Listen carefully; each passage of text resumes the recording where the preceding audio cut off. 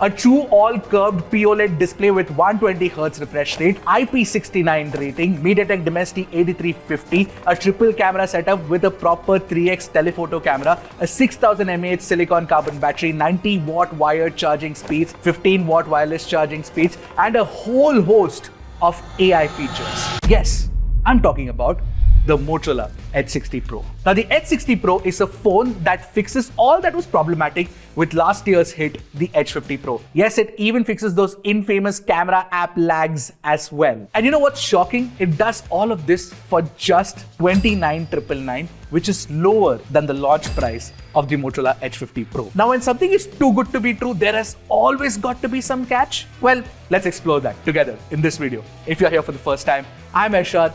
This is Trakin Tech English, your destination for detailed, incisive gadget reviews. Now, Motorola doesn't play around with the core industrial design of the phone. We've seen this design for more than a couple of years now. You get the same fused camera module on a vegan leather back. Of course, what Motorola does experiment with is materials and colors. And for experimenting with colors, it has partnered with Pantone at different levels. That also includes the color of the phone itself. Now, this one's called Pantone Dazzling Blue, and I don't feel it's really dazzling, but it does look good in real life. But what's different is the texture that Motorola has used for the vegan leather here, because what you get is a nylon-like texture and it does feel very good in the hand. But let me mention one thing is that vegan leather does get dirty really quickly and you might want to put it in a case. However, Motorola doesn't bundle a case anymore inside the box. That's what they've started doing in 2025, so keep that in mind. The phone is also slim and light thanks to the fact that it uses a large silicon carbon battery. Trust me, silicon carbon is such an underrated tech in 2025. It's helping make phones like these. Although I must say this, the frame is a little too thin, and on a couple of occasions I was slightly scared that it might slip out of my hands. It didn't, but that's a possibility. By the way, Motorola has swapped the metal frame from the Edge50 Pro. It's now a plastic frame. It's of course a cost-cutting measure, something that I'm not really worried about too much because the rest of the hardware is fantastic. And by hardware, I also mean the upgrade in IP rating. You get IP69 now, along with IP68 support as well. It's backwards compatible. You also get Corning Gorilla Glass 7 eye protection for the display itself, and you get military standard 810H certification. So if I do this, wait a second, let me not be so confident. Let me just take a look at the display. Yeah, this seems to be, 1 second. Yeah, fine. By the way, with respect to ports and buttons, you get the same ports and buttons the SIM card tray with dual nano SIM support, but there's an extra button here actually, and it's called the Moto AI button. Basically with this you can invoke Moto AI, but it's not customizable, which is a little bit of a disappointment. I'll talk more about Moto AI in a little bit. By the way, one more change from the Edge50 Pro is the fact that the Type-C 3 port has now been downgraded to Type-C 2, which shouldn't have happened. Alright, now time to talk about the display, and this is what Motorola calls an all-true curved display. They introduced this display type with the Edge60 Fusion that launched recently, and the Edge60 Pro also has curves on all four sides and all four corners. But if you know me, you will know that I've always been a fan of flat panels, so I actually prefer the Edge60 Stylus display type to be more specific. Now, one of the problems with curved displays is ghost touches, but thankfully Motorola has tuned the software in such a way that you do not have too many ghost touches happening, and the mistouch prevention is actually pretty good. But the inherent problem, which cannot be solved with software unfortunately, is the fact that if there is light falling on the curved part of the display, it will definitely be reflective. Now there's another inherent problem, and that is that lakhs of people watch our videos, but very few subscribe. So go ahead, do that. Hit that subscribe button if you want awesome tech videos from us. Anyway, this is a 6.7-inch 1.5K resolution POLED panel with 120Hz refresh rate. You also get a peak brightness of 4500 nits. The other good thing is you get 100% DCI-P3 color gamut support with Pantone color validation and Pantone skin tone validation as well. And when I was testing it, I could tell that this is a proper flagship grade OLED panel which has been tuned really well, especially for HDR content. If you're watching HDR content on YouTube, you can see that the highlights are very well controlled and the shadows are also pretty well detailed. In fact, you have to put the display in natural color mode to see the color accuracy of the display as well. And especially when you look at skin tones in SDR content or even in HDR content on YouTube for that matter, you will notice that the skin tones are close to neutral, which is very well done. Now, of course, the peak brightness when you're watching HDR content on YouTube is pretty good. In fact, the brightness in high brightness mode when you take it outside is also pretty good. It's actually much brighter than the Edge50 Pro, which you can see for yourself. Now, despite having such a good panel, good color tuning, good HDR tuning, the one thing that is sorely missing is the support for Netflix HDR, which would have enhanced the experience even more. By the way, the touch response is actually fantastic. It's 300 Hz, and more importantly, you also do get Aqua Touch, which is basically Motorola's version of using the display even if your fingers are wet. There's a fairly decent 720Hz PWM dimming. Of course, we've seen higher numbers from other brands, but at least it's definitely better than Apple, Google, and Samsung. Now, the on-screen fingerprint scanner is pretty fast to unlock. No problem there. I was using it. There is no issue with it recognizing your fingerprints. And what has also been improved is the haptic feedback tuning. See, it's not the best haptic feedback tuning that you can get, but it's definitely better than its predecessor, the Edge50 Pro. And more importantly, there are vibration elements added to different parts of the UI that sort of enhance the experience even more. As for the stereo speakers, they can get loud and they do sound rich, but the bass is a little lacking.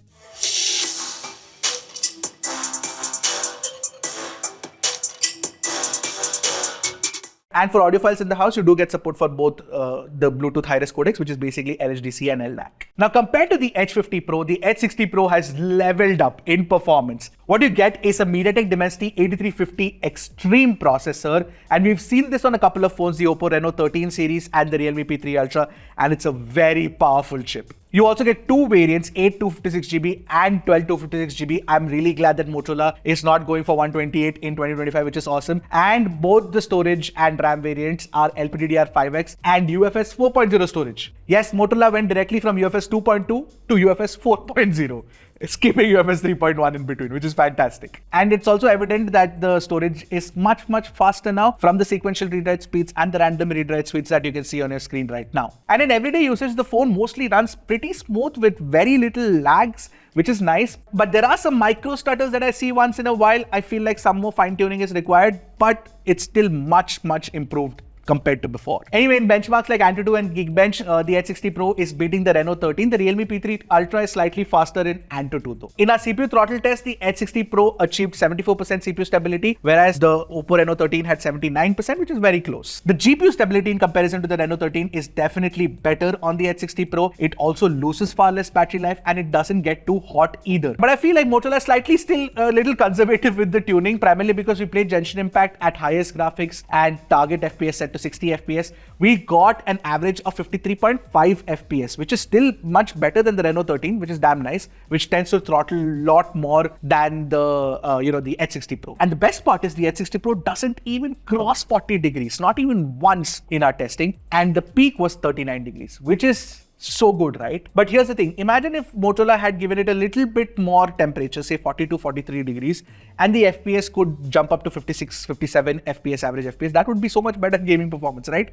So yeah, maybe a little bit more room for improvement there. However, I am glad that Motorola is moving in the right direction with respect to performance tuning, and there's a proper vapor cooling chamber inside as well, which keeps the phone running cold. Unfortunately for the BGMI players out there, 90 FPS or 120 FPS option hasn't been unlocked yet. COD Mobile 120 FPS is possible right now. So overall, this is a very good processor inside a very good phone. I'm glad about it. Now, talking about battery. What you get inside is a 6000 mAh silicon carbon battery with 90 watt wired charging support and 15 watt wireless charging support. Now, with the 90 watt charger, you can charge the battery from 0 to 153 minutes, which is very fast, which is very good. But some people might be wondering, hey, listen, the Edge50 Pro had 125 watt charging speeds and it also had 50 watt wireless charging support as well. Now, that's definitely a downgrade. Well, technically, yeah, but to get the 125 watt charger inside the box, you had to buy the higher end variant, which means that you had to spend more. And to get that 50 watt charging speeds using the wireless charger, you had to buy a separate charger as well, which would support only that device. So I'm okay with this change, honestly, because the charging speeds are fast to begin with. Now for the battery itself, I haven't tested the battery life extensively. It's only very initial days. So I used it for a bit. I'll give you my initial feedback on this, but don't take this as my battery verdict at all. What I got is 4 hours, 6 minutes of screen on time with about 29% left in the battery. Now this is just an indicative number.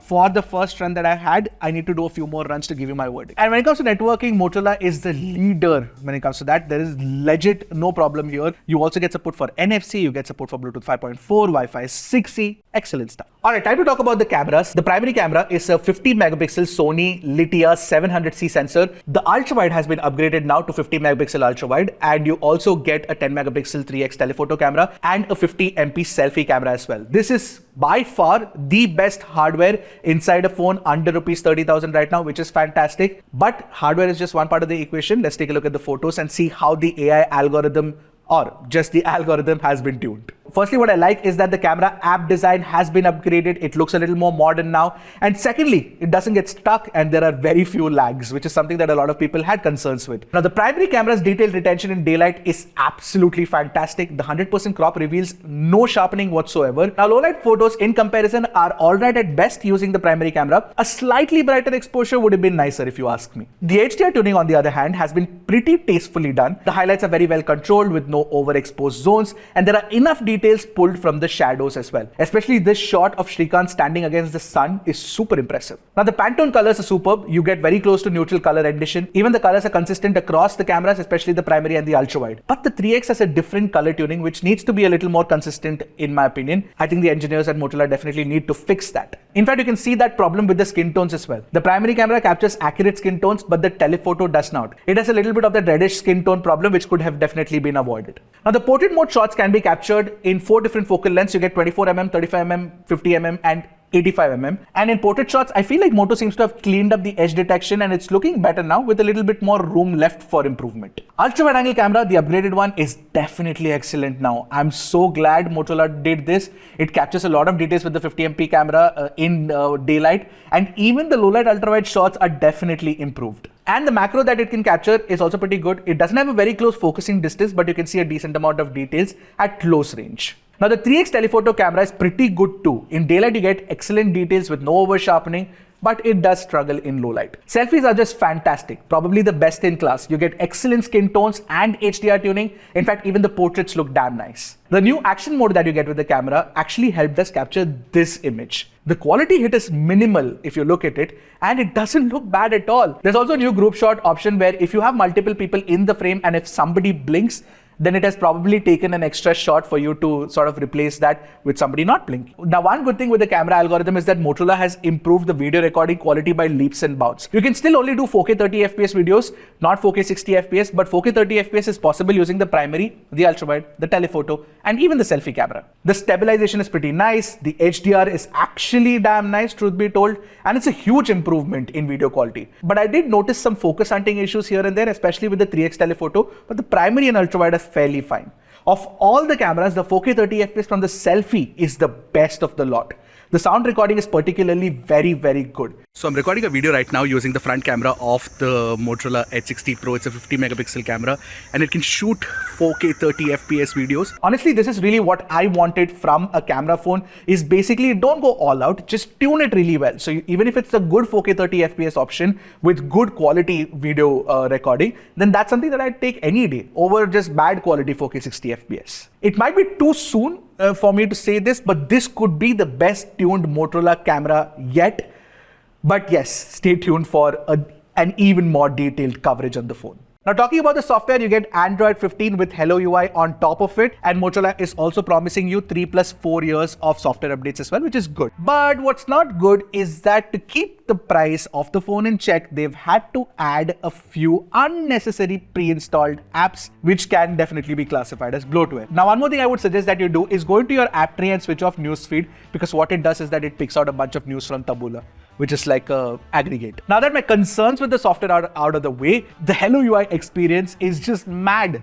It's chock-a-block with features. I think right now, Hello UI is probably the most feature-rich software experience. Now, you do get your standard Motorola features like, of course, Moto Gestures is there, ThinkShield is there, there's Moto Secure, there's Family Spaces, all of that, yes, no problem. But what you get with the Edge60 Pro is Moto AI 2.0, which is surprisingly very user intuitive, which is something that I've wanted from a smartphone AI experience, which Motorola seems to have done a fairly decent job of. And of course, to invoke the Moto AI, you can actually press this button out here, and a double click will also open a specific Moto AI feature as well, which I'll come to in a bit. Now, I still need to use Moto AI a little bit more to give you my final verdict, but let me explain what all it can do and what are the initial things that excited me. So there's Update Me, which basically creates like a summary of all the notifications you have on your phone.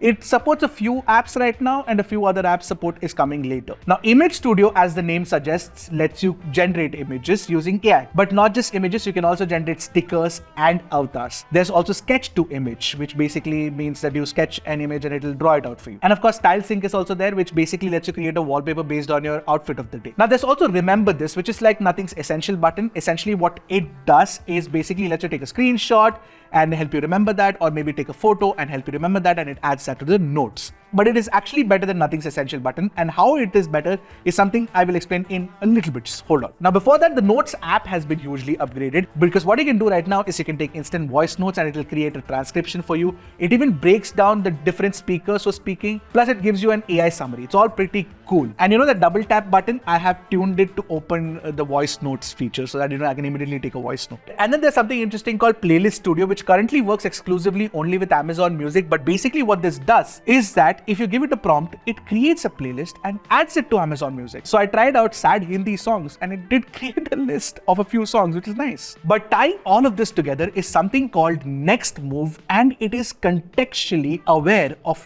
what you want from AI or what could be possible with AI. Now, if that was confusing, let me explain. For example, now I opened up this Book My Show page of Guns N' Roses concert that's happening really soon. Now, once I opened that page, I opened up Moto AI. And when you open Moto AI, it contextually gives you AI options that are possible with it. For example, it asks you if you want to create a playlist with Guns N' Roses songs in them. And it creates the playlist if you ask it to. And this playlist is damn cool. It's got the best songs, and you can look forward to that concert. And you can also create a memory with it, which is also damn nice. Motorola is also able to do all of this because you get Perplexity built in and Copilot built in as well. You can even ask questions to Perplexity, which is damn nice. A bunch of the work is also happening on device. This is AI experience that I'm really looking forward to. Good job, Motorola. Trust me, when I was in the Motorola briefing and they started talking about the phone and all the upgrades that they've made to it, I started thinking in my head, okay, this phone is going to be more expensive. Now they're going to jack up the prices. It's going to be 35,000, 40,000 bare minimum. And then when the Motorola rep said that this is going to be 29,999, I was positively flummoxed. For that price, I can definitely say that this phone offers excellent value for money, and it could be my de facto recommendation for most people looking for a great phone under rupees 30,000. And it does improve over the Edge50 Pro in many ways. I'm just glad that Motorola is taking feedback and improving on a lot of things. Of course, there are still a few niggles here and there, and there are some things that Motorola has done to get the costs to this much, but still I feel like it's a great option. You know what I'm wondering right now is how is Motorola going to top the Edge60 Pro with the Motorola Edge70 Pro in 2026? What's there to improve now? Under 30,000 rupees. But yes, very strong disclaimer. I have to mention this again. This is a very early initial review, and I'm going to be doing more detailed testing, especially with respect to how the AI works and how it integrates into my life. All of those things are very important as well, and some battery tests too. So if you want to see comparisons of this phone with any other phone, do let me know in the comments and I'll get that done for you. All right, I'll see you guys in the next one. Until then, keep tracking and stay safe.